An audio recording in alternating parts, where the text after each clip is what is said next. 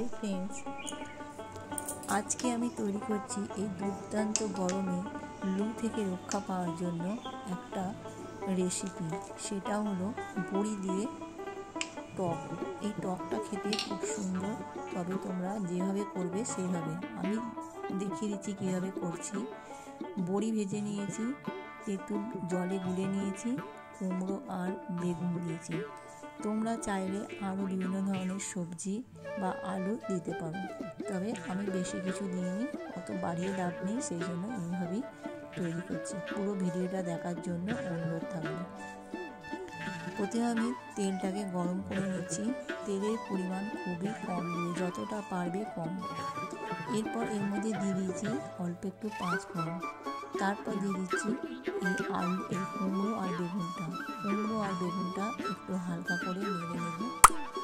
একটু জল দিয়ে দিয়েছি, হালকা করে নেড়ে আমি এটা চাপা দিয়ে রেখে দেবো। তাহলে কী হবে, তাড়াতাড়ি করে আমার সেদ্ধ হয়ে যাবে সবজিগুলো।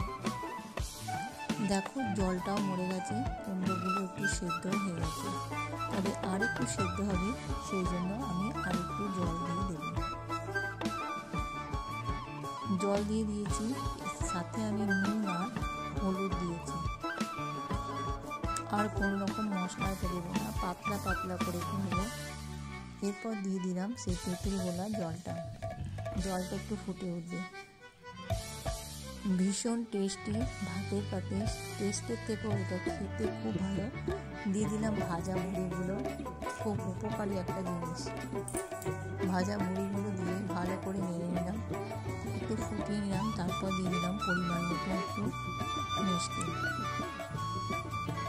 এটা লু থেকে রক্ষা পাওয়ার জন্য অবশ্যই এটা তৈরি করবে। দারুণ, ভাতের পাতের শেষে ভীষণ ভালো লাগেও খেতে।